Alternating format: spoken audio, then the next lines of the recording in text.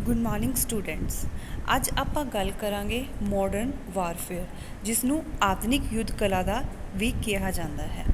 ਆਧੁਨਿਕ ਯੁੱਧ ਨੂੰ ਜਾਣਨ ਤੋਂ ਪਹਿਲਾਂ ਸਭ ਤੋਂ ਪਹਿਲਾਂ ਆਪਾਂ ਇਸ ਦੀ ਇੰਟਰੋਡਕਸ਼ਨ ਅਤੇ ਆਈਡੀਓਲੋਜੀਕਲ ਡਿਫਰੈਂਸ ਬਾਰੇ ਜਾਣਾਂਗੇ। ਇੰਟਰੋਡਕਸ਼ਨ ਭਾਵ ਭੂਮਿਕਾ। ਆਧੁਨਿਕ ਯੁੱਧ ਨੂੰ ਨਵੀਂ ਯੁੱਧ ਅਤੇ ਅਜੋਕੀ ਜੰਗ ਵੀ ਕਿਹਾ ਜਾਂਦਾ ਹੈ। ਅਜੋਕੀ ਜੰਗ ਤੋਂ ਭਾਵ ਆਧੁਨਿਕ ਹਥਿਆਰਾਂ ਨਾਲ ਲੜੀ ਜਾਣ ਵਾਲੀ ਲੜਾਈ ਤੋਂ ਹੈ।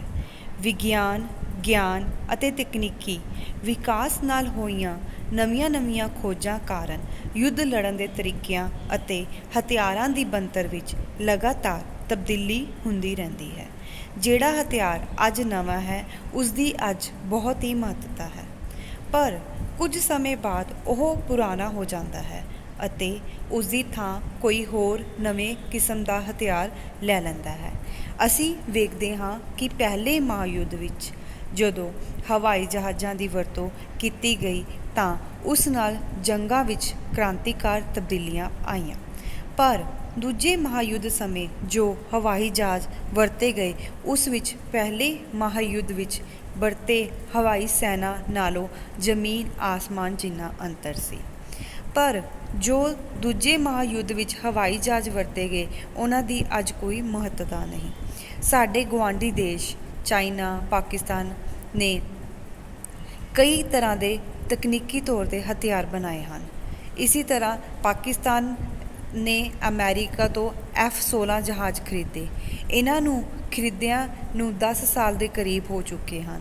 ਜੇ ਅਸੀਂ ਇਹ ਸੋਚੀਏ ਕਿ ਇਹ ਸਭ ਤੋਂ ਨਵੀਨ ਜਹਾਜ਼ ਹਨ ਤਾਂ ਇਹ ਸਾਡਾ ਭੁਲੇਖਾ ਹੋਵੇਗਾ, ਕਿਉਂਕਿ ਕੁਝ ਸਾਲਾਂ ਬਾਅਦ ਤਾਂ ਇਹਨਾਂ ਨੇ ਵੀ ਬੇਕਾਰ ਹੋ ਜਾਣਾ ਹੈ। ਸਿਰਫ ਸਾਡੇ ਕਹਿਣ ਦਾ ਭਾਵ ਇਹ ਹੈ ਕਿ ਜੋ ਅੱਜ ਹਥਿਆਰ ਸਾਡੀ ਸੈਨਾ ਕੋਲ ਹੈ, ਉਹ ਕੁਝ ਸਾਲਾਂ ਬਾਅਦ ਆਪਣੀ ਉਪਯੋਗਤਾ ਘਟਾ ਬੈਠਦਾ ਹੈ, ਕਿਉਂਕਿ ਉਹਨਾਂ ਦੀ ਥਾਂ ਨਵੇਂ ਹਥਿਆਰ ਲੈ ਲੈਂਦੇ ਹਨ।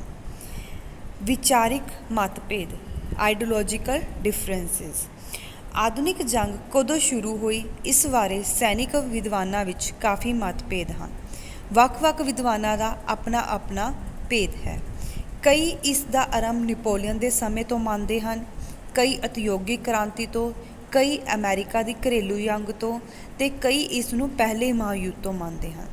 ਕਲੋਜ਼ਵਿਟਜ਼ ਦੇ ਅਨੁਸਾਰ ਨੈਪੋਲੀਅਨ ਪਹਿਲਾ ਫੌਜੀ ਜਰਨੈਲ ਸੀ, ਜਿਸ ਨੇ ਵੱਡੀਆਂ ਫੌਜਾਂ ਰੱਖਣਾ ਅਤੇ ਫੌਜਾਂ ਨੂੰ ਸਿਖਲਾਈ ਦੇਣ ਉੱਤੇ ਜ਼ੋਰ ਦਿੱਤਾ। ਇਸ ਨਾਲ ਆਧੁਨਿਕ ਜੰਗ ਦਾ ਆਰੰਭ ਹੋਇਆ। ਕਈ ਸੈਨਿਕ ਵਿਦਵਾਨਾਂ ਦਾ ਵਿਚਾਰ ਹੈ ਕਿ ਅਮਰੀਕਾ ਦੀ ਘਰੇਲੂ ਜੰਗ, ਜੋ ਕਿ 1861 ਤੋਂ 1865 ਤੱਕ ਲੜੀ ਗਈ, ਇਹ ਸਭ ਤੋਂ ਪਹਿਲੀ ਆਧੁਨਿਕ ਜੰਗ ਸੀ, ਕਿਉਂਕਿ ਇਸ ਵਿੱਚ ਪਹਿਲੀ ਵਾਰ ਲੋਹੇ ਦੇ ਬਣੇ ਸਮੁੰਦਰੀ ਜਹਾਜ਼ਾਂ ਦੀ ਅਤੇ ਫੌਜੀ ਕੰਮ ਲਈ ਪਹਿਲੀ ਵਾਰ ਰੇਲ ਗੱਡੀ ਦੀ ਵਰਤੋਂ ਕੀਤੀ ਗਈ। ਇਸ ਜੰਗ ਨੇ ਪੂਰਨ ਜੰਗ ਦਾ ਵਿਚਾਰ ਵੀ ਸਾਹਮਣੇ ਲਿਆਉਂਦਾ, ਕਿਉਂਕਿ ਆਮ ਜਨਤਾ ਨੂੰ ਵੀ ਇਸ ਜੰਗ ਨੇ ਪ੍ਰਭਾਵਿਤ ਕੀਤਾ। ਉਦਯੋਗਿਕ ਕ੍ਰਾਂਤੀ ਆਉਣ ਨਾਲ ਹੀ ਹਥਿਆਰਾਂ, ਜੰਗੀ ਚਾਲਾਂ ਅਤੇ ਯੁੱਧ ਕਲਾ ਵਿੱਚ ਬਹੁਤ ਤਬਦੀਲੀਆਂ ਆਈਆਂ, ਜਿਸ ਨਾਲ ਆਧੁਨਿਕ ਜੰਗ ਦੇ ਸਮੇਂ ਦੀ ਸ਼ੁਰੂਆਤ ਹੋਈ। Historical steps of modern warfare. ਆਧੁਨਿਕ ਜੰਗਬਾਜ਼ੀ ਦੇ ਇਤਿਹਾਸਿਕ ਪੜਾਅ। ਆਧੁਨਿਕ ਜੰਗਬਾਜ਼ੀ ਦੇ ਇਤਿਹਾਸਿਕ ਨੂੰ ਅਸੀਂ 4 ਪੜਾਵਾਂ ਵਿੱਚ ਵੰਡ ਸਕਦੇ ਹਾਂ। ਨੰਬਰ 1 ਜਾਗੀਰਦਾਰੀ ਯੁੱਧ ਜਾਂ ਵਾਰ 1415 to 1648। ਨੰਬਰ 2 ਰਾਜਵੰਸ਼ੀ ਵਾਰ, ਜਿਸ ਨੂੰ ਰਾਜਵੰਸ਼ੀ ਜੰਗਾਂ ਵੀ ਕਿਹਾ ਜਾਂਦਾ ਹੈ, 1648 to 1789। ਨੰਬਰ 3 ਇਨਕਲਾਬੀ ਵਾਰ, ਜਿਸ ਨੂੰ ਇਨਕਲਾਬੀ ਜਾਂ ਕੌਮੀ ਯੁੱਧ ਵੀ ਕਿਹਾ ਜਾਂਦਾ ਹੈ, 1789 to 1940। ਨੰਬਰ 4 ਵਰਲਡ ਵਾਰ, ਵਿਸ਼ਵ ਯੁੱਧ, ਜਿਸ ਨੂੰ ਵਿਸ਼ਵ ਯੁੱਧ ਵੀ ਕਿਹਾ ਜਾਂਦਾ ਹੈ, ਜਿਸ ਦਾ ਸਮਾਂ 1914 ਤੋਂ ਲੈ ਕੇ ਟਿਲ ਡੇਟ ਜਾਂ ਟਿਲ ਟੂਡੇ ਜਾਂ ਵਰਤਮਾਨ ਸਮੇਂ ਤੱਕ ਵੀ ਕਿਹਾ ਜਾਂਦਾ ਹੈ। ਨੰਬਰ 1 ਜਾਗੀਰਦਾਰ ਜੰਗਾਂ ਜਾਂ ਜਾਗੀਰਦਾਰ ਵਾਰ। ਇਸ ਸਮੇਂ ਜਾਗੀਰਦਾਰਾਂ ਨੇ ਆਪਣੀਆਂ ਜਾਗੀਰਾਂ ਵਧਾਉਣ ਲਈ ਆਪਸ ਵਿੱਚ ਲੜਾਈ ਝਗੜੇ ਕਰਨੇ ਸ਼ੁਰੂ ਕੀਤੇ। ਇਹਨਾਂ ਜਾਗੀਰਦਾਰਾਂ ਕੋਲ ਸਥਾਈ ਸੈਨਾਵਾਂ ਨਹੀਂ ਸਨ। ਇਹਨਾਂ ਲੜਾਈਆਂ ਵਿੱਚ ਜਾਗੀਰਦਾਰੀ ਲੜਨ ਵਾਲਿਆਂ ਨੂੰ ਜਾਗੀਰਾਂ, ਅਨਾਜ ਆਦਿ ਦੇ ਦਿੰਦੇ ਸਨ। ਜੋ ਲੋਕ ਲੜਾਈ ਵਿੱਚ ਹਿੱਸਾ ਨਹੀਂ ਲੈਣਾ ਚਾਹੁੰਦੇ ਸਨ, ਉਹਨਾਂ ਨੂੰ ਸੈਨਾ ਦੀ ਮਦਦ ਲਈ ਟੈਕਸ ਦੇਣਾ ਪੈਂਦਾ ਸੀ। ਕਮਜ਼ੋਰ ਆਰਥਿਕ ਦਸ਼ਾ ਕਾਰਨ ਸਥਾਈ ਫੌਜ ਨਹੀਂ ਰੱਖੀ ਜਾਂਦੀ ਸੀ। ਲੜਾਈ ਵਿੱਚ ਕਿਸਾਨ, ਮਜ਼ਦੂਰ ਆਦਿ ਹਿੱਸਾ ਲੈਂਦੇ ਸਨ, ਜਿਸ ਕਾਰਨ ਲੜਾਈ ਦੇ ਦਿਨਾਂ ਵਿੱਚ ਪੈਦਾਵਾਰ ਬੰਦ ਹੋ ਜਾਂਦੀ ਸੀ। ਇਸ ਲਈ ਜਾਗੀਰਦਾਰੀ ਵਾਸਤੇ ਲੜਾਈਆਂ ਮਹਿੰਗੀਆਂ ਪੈਂਦੀਆਂ ਸਨ। ਪੈਦਾਵਾਰ ਜ਼ਿਆਦਾ ਸਮੇਂ ਲਈ ਬੰਦ ਨਹੀਂ ਸੀ ਕੀਤੀ ਜਾ ਸਕਦੀ, ਇਸ ਲਈ ਲੜਾਈਆਂ ਥੋੜ੍ਹੇ ਸਮੇਂ ਬਾਅਦ ਬੰਦ ਹੋ ਜਾਂਦੀਆਂ ਸਨ। ਜਾਗੀਰਦਾਰ ਲੜਨ ਲਈ ਬਰਛੇ, ਤਲਵਾਰਾਂ, ਢਾਲਾਂ, ਲੰਬੀ ਕਮਾਨ ਆਦਿ ਘੋੜਸਵਾਰ ਦਾ ਪ੍ਰਯੋਗ ਕਰਦੇ ਸਨ। ਪਰ ਬਾਅਦ ਵਿੱਚ ਜਦੋਂ ਬਾਰੂਦ ਹੋਂਦ ਵਿੱਚ ਆਇਆ ਤਾਂ ਬੰਦੂਕਾਂ ਅਤੇ ਤੋਪਖਾਨੇ ਦਾ ਪ੍ਰਯੋਗ ਵੀ ਹੋਣ ਲੱਗ ਪਿਆ। ਜਾਗੀਰਦਾਰ ਜੰਗਾਂ ਨੂੰ ਧਾਰਮਿਕ ਜੰਗਾਂ ਦਾ ਸਮਾਂ ਵੀ ਕਿਹਾ ਜਾਂਦਾ ਹੈ, ਕਿਉਂਕਿ ਧਾਰਮਿਕ ਭਿੰਨਤਾ ਕਾਰਨ ਇੱਕ ਰਾਜਾ ਦੂਜੇ ਰਾਜੇ ਨਾਲ ਲੜਦਾ ਸੀ ਅਤੇ ਆਪਣੀ ਸ਼ਕਤੀ ਵਧਾਉਂਦਾ ਸੀ। ਇਸ ਸਮੇਂ ਵਿੱਚ ਲੜਾਈਆਂ ਹਮਲਾਵਰ ਨਹੀਂ ਰੱਖਿਅਕ ਹੁੰਦੀਆਂ ਸਨ। ਹਮਲਾਵਰ ਲੜਾਈ ਲਈ ਫਾਇਦੇਮੰਦ ਵੀ ਨਹੀਂ ਸੀ ਜਿੰਨੀ ਕਿ ਰੱਖਿਅਕ ਲੜਾਈ। ਜਾਗੀਰਦਾਰ ਜੰਗਾਂ ਦਾ ਸਮਾਂ 30 ਸਾਲ ਜੰਗਾਂ, ਜੋ ਕਿ 18 to 1648 ਦੇ ਸਮਾਪਤ ਹੋਣ ਨਾਲ ਖਤਮ ਹੋ ਜਾਂਦਾ ਹੈ। ਨੈਕਸਟ, ਰਾਜਵੰਸ਼ੀ ਵਾਰ ਜਾਂ ਰਾਜਵੰਸ਼ੀ ਜੰਗਾਂ। ਫਰਾਂਸਿਸ ਇਨਕਲਾਬ ਨਾਲ 1648 ਤੋਂ ਅਜੋਕੀਆਂ ਜੰਗਾਂ ਦਾ ਰਾਜਵੰਸ਼ੀ ਯੁੱਗ ਸ਼ੁਰੂ ਹੋਇਆ। ਹੁਣ ਰਾਜੇ ਸਥਾਈ ਰੂਪ ਵਿੱਚ ਸੈਨਿਕਾਂ ਨੂੰ ਰੱਖਣ ਲੱਗ ਪਏ। ਸੈਨਿਕਾਂ ਨੇ ਯੁੱਧ ਕਲਾ ਅਤੇ ਜੰਗੀ ਚਾਲਾਂ ਦੀ ਵਰਤੋਂ ਸ਼ੁਰੂ ਕਰ ਦਿੱਤੀ ਅਤੇ ਉਹਨਾਂ ਨੂੰ ਸਿਖਲਾਈ ਦਿੱਤੀ। ਇਸ ਸਮੇਂ ਆਵਾਜਾਈ ਅਤੇ ਸਪਲਾਈ ਦੇ ਸਿਸਟਮ ਵਿੱਚ ਤਰੱਕੀ ਹੋਈ। ਤੋਪਖਾਨੇ ਅਤੇ ਰਾਈਫਲਾਂ ਵਿੱਚ ਬਹੁਤ ਤਰੱਕੀ ਹੋਈ। ਪੈਦਲ ਫੌਜ ਨੂੰ ਚੰਗੀ ਕਿਸਮ ਦੇ ਹਥਿਆਰ ਦਿੱਤੇ ਗਏ ਅਤੇ ਉਹਨਾਂ ਨੂੰ ਨਵੇਂ ਤਰੀਕੇ ਨਾਲ ਸੰਗਠਿਤ ਕੀਤਾ ਗਿਆ। ਬੇਸ਼ੱਕ ਤੋਪਖਾਨੇ ਦੇ ਹੋਂਦ ਵਿੱਚ ਆਉਣ ਨਾਲ ਘੋੜਸਵਾਰ ਦੀ ਮਹੱਤਤਾ ਅੱਗੇ ਨਾਲੋਂ ਘੱਟ ਗਈ, ਪਰ ਇਹਨਾਂ ਦਾ ਪ੍ਰਯੋਗ ਅਜੇ ਵੀ ਹੁੰਦਾ ਰਿਹਾ। ਨੰਬਰ 3, ਇਨਕਲਾਬੀ ਜੰਗਾਂ ਜਾਂ ਇਨਕਲਾਬੀ ਅਤੇ ਕੌਮੀ ਜੰਗਾਂ। 1789 ਵਿੱਚ ਫਰਾਂਸਿਸ ਇਨਕਲਾਬ ਤੋਂ ਅਜੋਕੀਆਂ ਜੰਗਾਂ ਦਾ ਤੀਜਾ ਪੜਾਅ ਇਨਕਲਾਬੀ ਜੰਗਾਂ ਦਾ ਸ਼ੁਰੂ ਹੋ ਗਿਆ।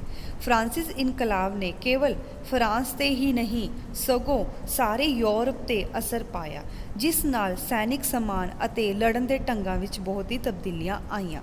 ਇਸ ਸਮੇਂ ਵਿੱਚ ਉਦਯੋਗਿਕ ਇਨਕਲਾਬ ਆਇਆ ਤੇ ਇਸ ਨੇ ਮਸ਼ੀਨੀਕਰਨ ਦਾ ਯੁੱਗ ਸ਼ੁਰੂ ਕਰ ਦਿੱਤਾ। 19ਵੀਂ ਸਦੀ ਵਿੱਚ ਹਥਿਆਰਾਂ ਦੀਆਂ ਬਹੁਤ ਜ਼ਿਆਦਾ ਤਕਨੀਕੀ ਇਜਾਦ ਹੋਈਆਂ ਅਤੇ ਤਕਨੀਕੀ ਵਿਗਿਆਨ ਨੇ ਜੰਗਬਾਜ਼ੀ ਦੇ ਸਾਰੇ ਢਾਂਚੇ ਨੂੰ ਹੀ ਬਦਲ ਦਿੱਤਾ। ਭਾਫ ਨਾਲ ਰੇਲ ਗੱਡੀਆਂ ਅਤੇ ਸਮੁੰਦਰ ਜਹਾਜ਼ ਚੱਲਣ ਲੱਗ ਪਏ।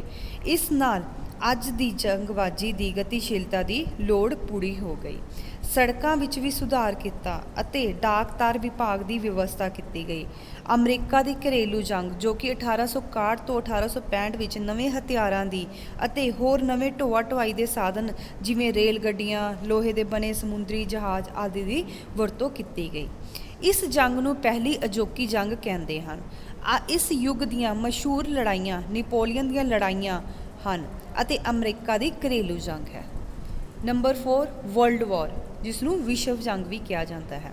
1914 ਵਿੱਚ ਜਦੋਂ ਪਹਿਲਾ ਮਹਾਯੁੱਧ ਸ਼ੁਰੂ ਹੋ ਗਿਆ ਤਾਂ ਉਸ ਨਾਲ ਵਿਸ਼ਵ ਜੰਗਾਂ ਦਾ ਯੁੱਗ ਸ਼ੁਰੂ ਹੋ ਗਿਆ। ਜੰਗਾਂ ਪੂਰਨ ਹੋ ਗਈਆਂ। ਇਸ ਦਾ ਭਾਵ ਇਹ ਹੈ ਕਿ ਇੱਕ ਦੇਸ਼ ਕੋਲ ਵਿਸ਼ੀਲੇ ਹਨ। ਉਹਨਾਂ ਨੂੰ ਦੁਸ਼ਮਣ ਦੇ ਖਿਲਾਫ ਵਰਤਣਾ, ਜਿਸ ਨਾਲ ਦੁਸ਼ਮਣ ਦੀ ਲੜਨ ਦੀ ਇੱਛਾ ਨੂੰ ਖਤਮ ਕੀਤਾ ਜਾ ਸਕੇ। ਪੂਰਨ ਜੰਗਾਂ ਦਾ ਆਰੰਭ ਹੋਣ ਨਾਲ ਦੇਸ਼ ਦੇ ਸਾਰੇ ਨਾਗਰਿਕ ਇਸ ਦੀ ਲਪੇਟ ਵਿੱਚ ਆ ਗਏ। ਉਹਨਾਂ ਨੂੰ ਜਾਨ ਮਾਲ ਦਾ ਖਤਰਾ ਵੱਧ ਗਿਆ। ਪਹਿਲਾਂ ਜੰਗਾਂ ਫੌਜਾਂ ਤੱਕ ਹੀ ਸੀਮਤ ਸਨ।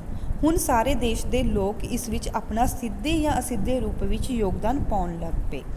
ਹਵਾਈ ਜਹਾਜ਼, ਟੈਂਕਾਂ ਦੀ ਸ਼ੁਰੂਆਤ ਹੋ ਗਈ। 1945 ਤੋਂ ਪਰਮਾਣੂ ਯੁੱਗ ਦਾ ਸਮਾਂ ਸ਼ੁਰੂ ਹੋ ਗਿਆ। ਹਰ ਇੱਕ ਦੇਸ਼ ਪਰਮਾਣੂ ਸ਼ਕਤੀ ਵਧਾਉਣ ਲੱਗ ਪਿਆ। ਪੂਰਨ ਜੰਗ ਦੇ ਮੁੱਖ ਨਿਸ਼ਾਨੇ ਦੁਸ਼ਮਣ ਦੇ ਸ਼ਹਿਰਾਂ ਅਤੇ ਉਦਯੋਗਿਕ ਕੇਂਦਰਾਂ ਜਿਵੇਂ ਕਿ ਵੈਲਿਊਏਬਲ ਥਿੰਗਸ 'ਤੇ ਬੰਬਾਰੀ ਕਰਨਾ ਹੈ ਤਾਂ ਜੋ ਦੁਸ਼ਮਣ ਦਾ ਹੌਸਲਾ ਤੋੜਿਆ ਜਾ ਸਕੇ। ਇਹ ਯੁੱਗ ਬਹੁਤ ਖਤਰਨਾਕ ਹੈ ਕਿਉਂਕਿ ਬਹੁਤ ਹੀ ਵਿਨਾਸ਼ਕਾਰੀ ਹਥਿਆਰ ਹੋਂਦ ਵਿੱਚ ਆ ਚੁੱਕੇ ਹਨ। ਦੂਜੇ ਮਹਾਯੁੱਧ ਤੋਂ ਬਾਅਦ ਮਹਾਂਸ਼ਕਤੀਆਂ ਵਿੱਚ ਹਥਿਆਰ ਦੇ ਦੌਰ ਸ਼ੁਰੂ ਹੋ ਗਈ ਅਤੇ ਕਈ ਸੈਨਿਕ ਸੰਧੀਆਂ ਹੋਂਦ ਵਿੱਚ ਆਈਆਂ। Thank you.